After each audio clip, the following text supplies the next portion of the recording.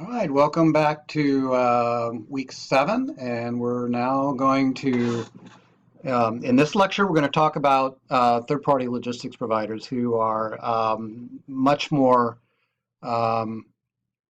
becoming much more the place to go in the environment we're in. We spoke just a lot about all the various things that kind of went into distribution center management. And for many of you and for many of your companies, that is not what you do. And all those various things there. I mean, because there's a huge HR side of it, there's a safety side of it, there's a transportation side to it. I mean, there's a lot of different interfaces there and linkages back into the company that not every company is prepared to really manage at the level it needs to. And this is where the third-party logistics provider comes in, because this is what they do. And if you select one of these folks and you go through a selection process or an RFQ process and you define what your needs are, there are likely to be some very good matches for you going forward who bring just exactly what we went over in the first lecture. Particularly the information technology, which is exactly what you want to try to buy out of this, as well as the execution side. They bring that, and it's essential to their success that they keep up with it, that they're looking for, that they're making the investments that they need to keep you as a customer, that improves your efficiencies, improves your cost base. Or else they don't have a role. I mean, if they can't do that, then they don't have a role in the overall supply chain activity. Well, they have a big role in the overall supply chain activity, and I'll show you that in just a second here. But basically, we're talking about outsourcing. So I've gone both ways. I've run private distribution centers, and I've partnered and done the outsourcing side. And there is no right or wrong. You have to go through the effort. I don't want to call it an exercise because you don't want to put a potential partner through something and then just say, "Oh, I didn't mean it," and just trying to benchmark. Don't do that. So if you're going to go through the RFQ process, you've already decided that that if it comes out in a positive way, you're going to make that move. So if it doesn't, then that's your justification not to go. But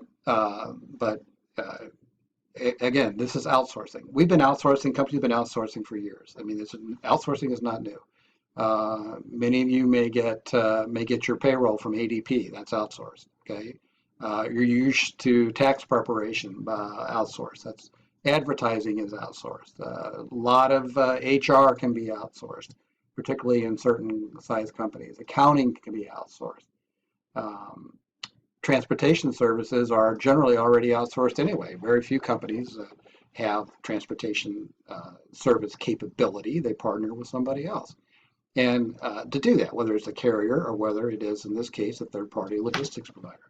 So that's what we're talking about. We're talking about outsourcing, which doesn't mean you don't manage it. It means outsourcing by definition requires management. So it's not a matter of eliminating the management responsibility. It can result in redeployment of your resources. So that is a fact. I won't tell you it doesn't, because it does. But it also avoids you having to build up resources if you do it yourself. And it also avoids it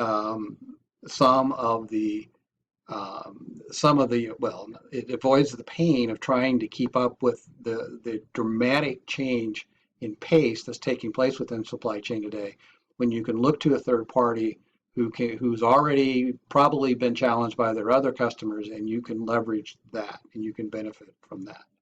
So you have to look at this holistically, and that. So it's not just cost. You don't want to look at cost. You want to weight your requirements. I'm not saying that cost is not, you're not going to weight that higher or lower, but you want to weight your requirements and then look at a weighted average score based on however you do your RFQs. And every RFQ is in some way different too, depending upon what you're trying to outsource. So Again, there's no just one standard template for this. Okay, so why would you want to do that? Well, you don't have the internal expertise. You don't want to go out and get it. If you get it, you don't want to, you're losing people for other reasons, perhaps, to other competitors or to other companies because the company hasn't been able to attract the talent that you need. So you need to have a competence. This is an area you have to have competence in. If you're going to manage it, you got to be competent in what you do because the impact is just too big to just get by. But look at it as not replacing, but supplementing. So you will have to manage these guys, and so you have an expertise they have. You know the business. They may know the business, but you know your business better than they know your business. So you have to work together. You have to partnership, and you have to build this relationship, just like we spoke about in week 5 under procurement about supplier relationship management. This is exactly just an extraction of that. So it is an opportunity. It should be an opportunity to reduce your costs, improve your performance because you're not engaged in capital investment anymore. And if it does obviously reduce your costs, you can improve your performance. So again, you can grow with these guys without having to make the capital commitment that you need to manage that growth. Doesn't mean at some stage of the game you won't stabilize and you want to do it yourself. There's nothing wrong with that. But you can use these guys in times of growth, or instead of investing in an omni-channel micro logistics channel, use their capability to do it. Sure, you're going to pay a little more for it than you would perhaps if you did it yourself, but probably when you look at a total cost, there's no way. These folks are far more efficient. At least in the infancy. So the other thing is if your company has not been able to keep up and supply chain is pretty much back in the back room and hasn't been looked at as a strategic tool, you have a chance here to bring in leapfrog is a term. You have a chance to leapfrog from perhaps a paper-based system to a AI solution that is also that's automatic identification, not artificial intelligence, to an AI solution that is also focused around continuous improvement, which is what these guys are. And so they can play that role for you. And the other one, of course, is disaster recovery. If you're sitting in on the fault line in California or in Nevada, and things go the wrong direction, if you're with a third party, there's a possibility they have another facility close by that they can move you to very quickly. Where if you have to do it yourself, it won't be nearly as easy. If it's electrical grid or something else happens, whatever it can happen, disaster recovery, you can plan for that much easier in an outsourced environment. Okay, so I said it's big. Well, it is big. It's 157 billion. It's not just warehousing. It's warehousing. It's transportation. It's a whole range of services, which I'll show you here in a minute. They do act as transportation intermediaries, so they do act as forwarders. They can, let's say, they act as forwarders. They can act as NVOCCs. They can act in a variety of ways, or they can just be a public warehousing company. But most public warehousing companies offer a suite of services that go beyond public warehousing. So there's, what does it say here? I think there's like 800,000 people that work in this space right now. So it's 126, well, maybe, but maybe just in the 3PL side. But warehousing itself is like 800,000 people in the sector, private and public. So they offer, again, a whole range of services here, and you can bundle those services together. So that's another opportunity that you have. Okay, there's various different types of them. When we look at outsourced providers, we call it a 3PL, but there is a range of definitions here that's generally well accepted. So the 1PL is the shipper or the consignee, so that's the customer, if you will. And then the 2PL is the carrier, right here, who provides the service. And then the 3PL, which is what we're talking about here, manages 2PLs. And so the 3PL manages 2PLs. And then the 4PL is a neutral asset that manages 3PLs. So the 4PL is primarily done for strategic purposes and manages the overarching supply chain through information content and information management. So they may be a 3PL, they may select the 3PL depending upon how you do it, or they may be an absolutely neutral non-asset firm that is receiving data on a continuous basis that's being structured and formatted. This is the structured versus non-structured argument that's being structured and sent to their client. So this is something we did at Emerson. This 4PL is kind of the vision was a 4PL. We never got there. We did get to global 3PLs that were selected by us in some markets, not all the world areas that we functioned in.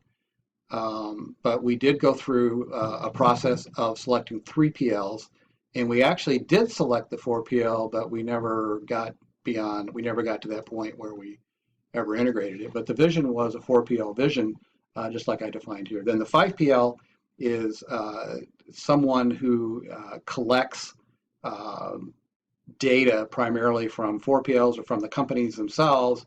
That usually this would be someone who's collecting data like an association who's providing data into the government on transportation statistics or things like that, for example. So that's what a 5PL. They don't have an operating role. This is a strategic role. This is a tactical and execution role. This is execution as well. So that's kind of the definition we look at. So how big is it? Well, here's the 166 million we spoke about in 2015. Go through that real quick. Here's a range of services that they offer. They can offer even services, they can offer global services like trade compliance. They can do customs work for you, like UPS has a customs group, FedEx has a customs group. A lot of the forwarders have customs groups, so they can do trade compliance for you as well. So these are the kinds of things they do. I'll show you another map here. Here's a little historical background of it. It started out as people really were one or the other. They weren't the combined service that didn't come into place until actually this is when right here is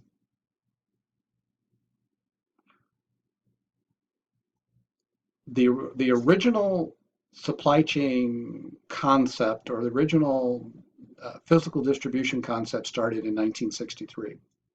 It was called the Physical NCPDM, National Council of Physical Distribution Management. So this kind of came out of World War II, and about 50 guys, 50 people, not guys necessarily, but 50 people organized this group called NCPDM. And it really kind of hit its heyday in the mid 60s into the late 70s, where they were talking about integrated services. This whole concept here of beyond, it started out, physical distribution management, it started out as transportation and warehousing.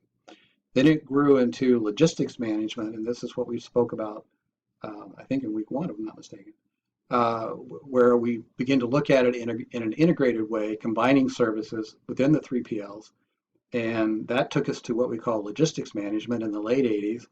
And then we went into this period where we brought in all these other activities around demand planning, around globalization, trade finance, all these different kinds of activities that have brought us to supply chain management. So it started out where you had a public warehouse. A public warehouse did not offer transportation. Except maybe local transportation. They didn't offer fleet services. There was a motor carrier that did that.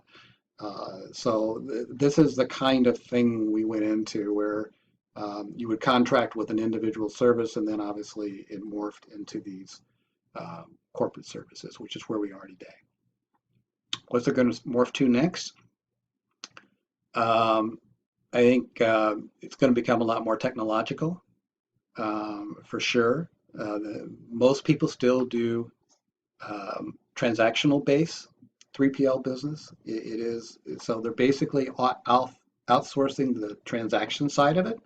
So rather than book a truck, they're letting a 3PL book the truck. The 3PL may pay the freight bill rather than the company pay the freight bill.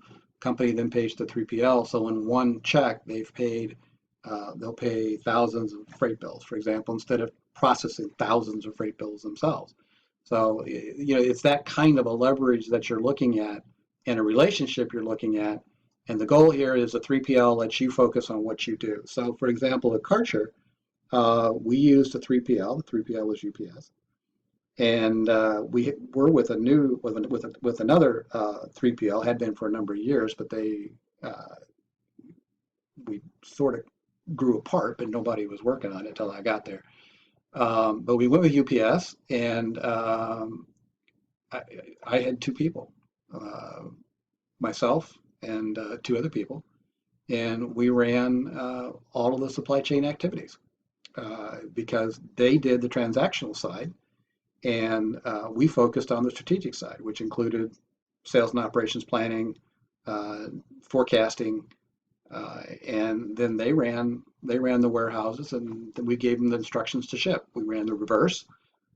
So I mean, for that company, $150 million company, this was the best answer. Doing it ourselves was not the way to go.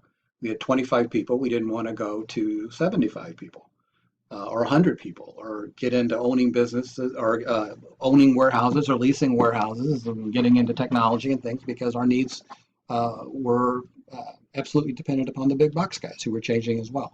So in our market, in our channel, this was the way to go. In more stable channels, it may not be the way to go, or maybe you just use part of it, and you can do that too. But every Fortune 100 has at least one. Most of them have three. So they're looking at it primarily for this. They're looking at it because they want the technology. They don't want to invest in it. They don't want to design it, and the lead time to implement it, and the chances of doing it right is quite extensive. So during that time, you've lost that one-time gain that you could have gotten with a shorter implementation period. So you can see this 3PLs are in everything. So we broke the 3PL down, and the value-added warehousing and distribution side of it is not the biggest. Is not the biggest part of the spend, but it is an important part of the spend. They do a very good job, and what you want to do is you want to make sure they're giving you return on your investment. So here's some numbers here that went into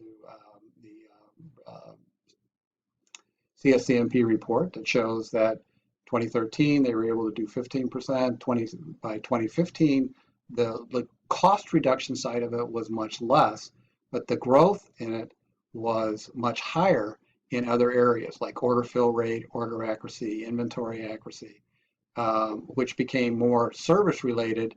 There's still savings. The savings that you get that one time you get that first one is different than what you get. It's hard to generate it going forward. So you build these contracts based around gain sharing. So you're not necessarily paying out the same thing every year. It's up to them to deliver savings to you.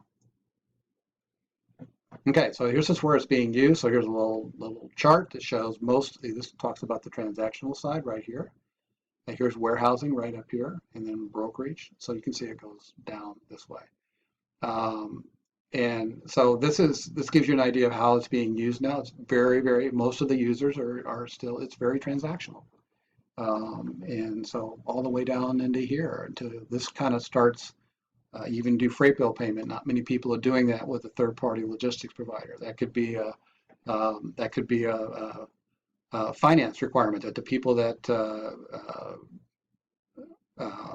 select the carriers, if that's your 3PL, shouldn't be paying them because there could be a upcharge you're not aware of or whatever. So that makes all sense to me too. Okay, so what do we want them to do? Let me get this out of here. Get over here. So you can look at, this is what we want them to do, and this is what they did. So transportation execution, 86% of them did it. 73% of the 3PL users were looking for it, but they provided it 86% of the time. So you can see again, here's your first shot at IT, which is EDI, which is generally offered.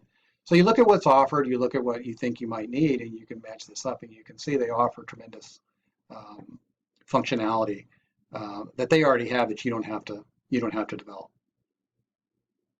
So here's the CSCMP study that basically looks at it, and again, it takes the same numbers and puts them into kind of a line, and you can see where the activities are, and again, they're all focused up here. Okay, so what's the current state of the market? Well, it's very strong. The reality of it is that most companies are looking at this intensely because as things go more and more global or become more and more global, it's not a matter of, it's really no longer a matter of something being made in one place and brought over. You know, the reality of it is that you have to move products east and west and north and south and then bring them back. It's a far more complicated network than we've ever had before.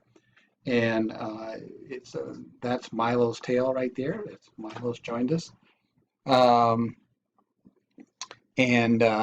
So the complexity of the supply chain networks have just evolved to that point.